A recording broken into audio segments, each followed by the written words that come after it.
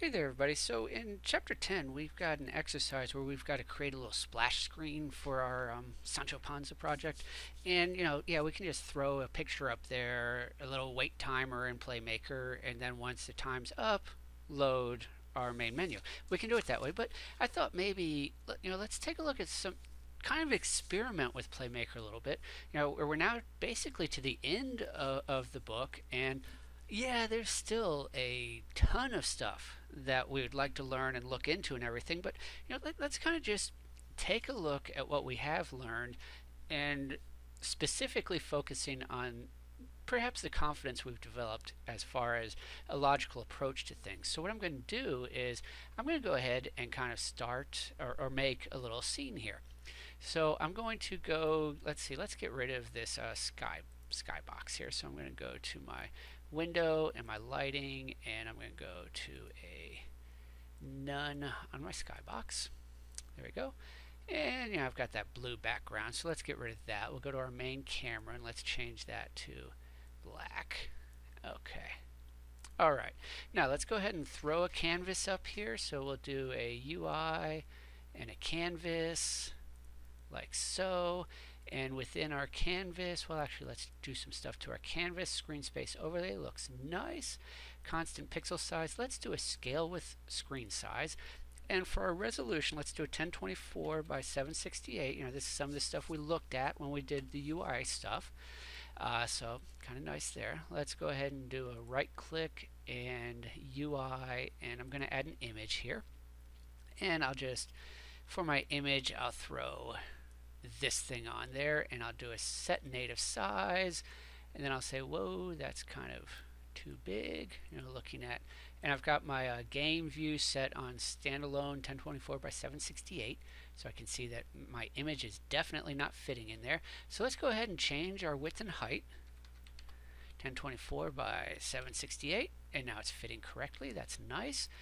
Alright, let's see, I'm going to want a little bit of audio on this, so I'm going to add a game object, create empty, and I'm going to call this music. And I don't have to actually have a separate object for this. I just find it easier personally to keep things separated out like this, so that way I can kind of find stuff later on when I come back to it. Audio source, it's going to be 2D, nice. Play on awake, yes. Loop, no, we don't want to loop.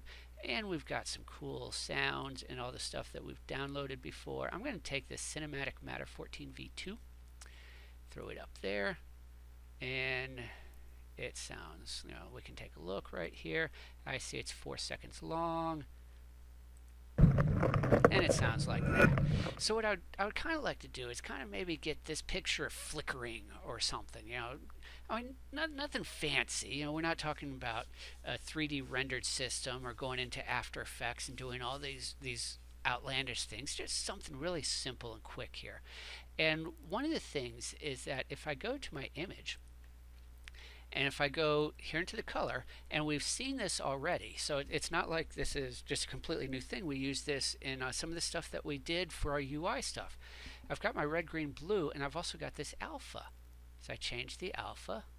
Well, what if I change really fast, something like this? I'm getting that jittering effect that I think would be kind of neat to do. So that's what we're going to try to pull off here, and we're going to do this with Playmaker. So we're going to go ahead and let's add a new game object. It can be an empty object, that'll be fine. I'm going to call this controller. That sounds cool. And then I'll go add component, scroll down a little bit, do a Playmaker and a Playmaker state machine. And I'm going to call this state machine jitter. And it's just going to add some jitter to this thing. And then go ahead and edit. Okay, so basic layout of what we're going to need. I'm going to need something that's going back and forth here, right? It's going to update, and let's see, let's go ahead and let's change this name. This is going to be update alpha. And then I'm going to need another state where I can, let's say change alpha value. Okay, so these are going to be my two states. So add a transition finished. We'll go back here to update. Now I need to know, when do I go from update over here to change? It's going to have to be some kind of timed system, or for that matter, let's just do another finished, in fact. There we go. So whatever goes on in here, when it's finished, go over here. When this is finished, go over here, and keep going back and forth. Okay, so let's start off with our update alpha. Let's go on into variables. We're going to need some variables. The first one I'm going to call logo. And this is going to be of type object, and it is going to be a reference to that image that I've got out there. So I'll go ahead and make inspector just in case I ever want to change this later. Unity Engine, scroll down here, find our UI, and then go on into image. Let's see, UI, almost there. UI and image. Okay, so we've got that guy set up, and I'm going to go ahead and give it a default value of that image from up there. Nice. I'm also going to need I'm going to say a random, I spelled that wrong, random alpha, and this is going to be a float,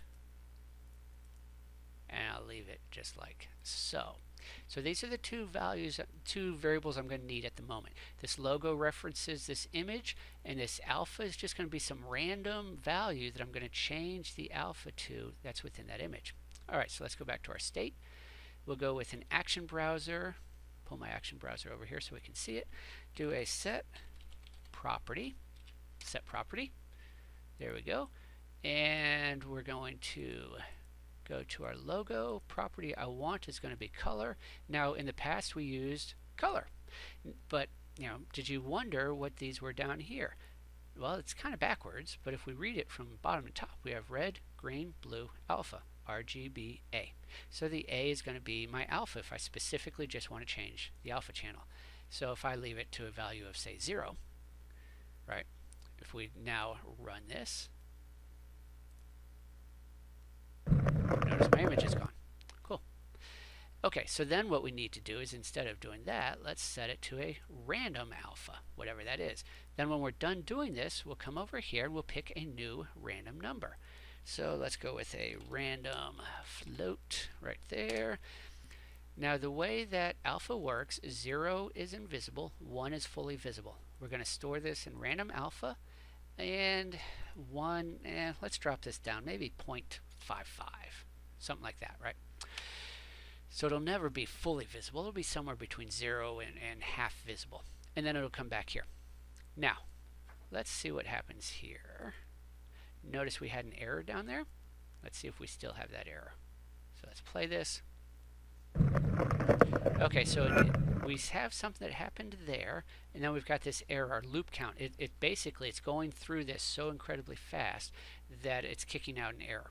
So what we need to do is put a little delay into here. So let's go with let's do a random wait, like so, and I don't know, let's go with, I want this to be fairly quick, so let's go with like 0 to 0.015, not real time, so this will just be a computer refresh time.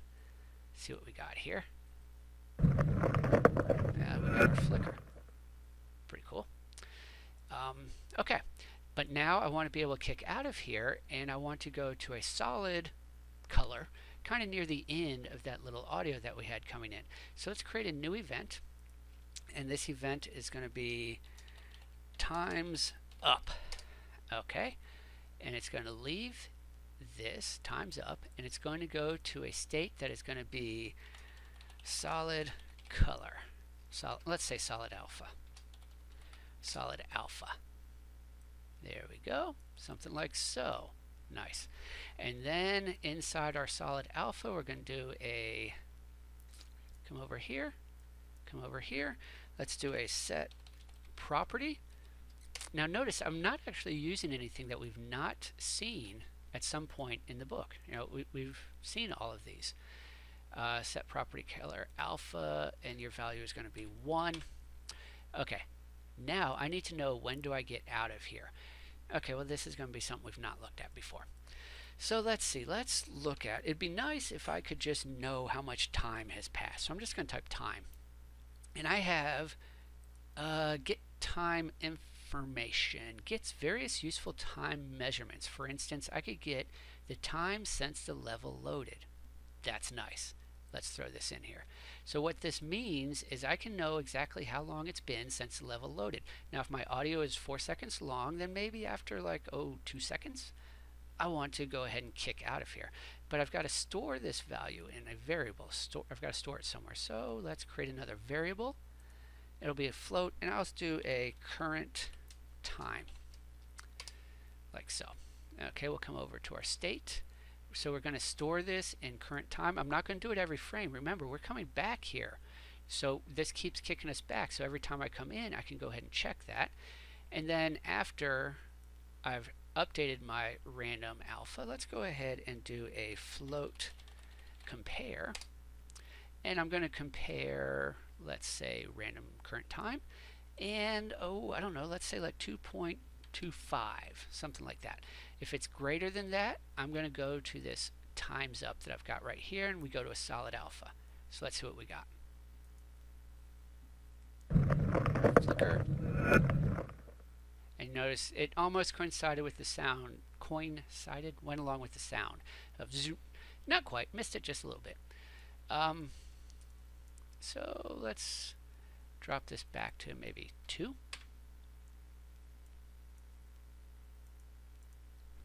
See what we got here.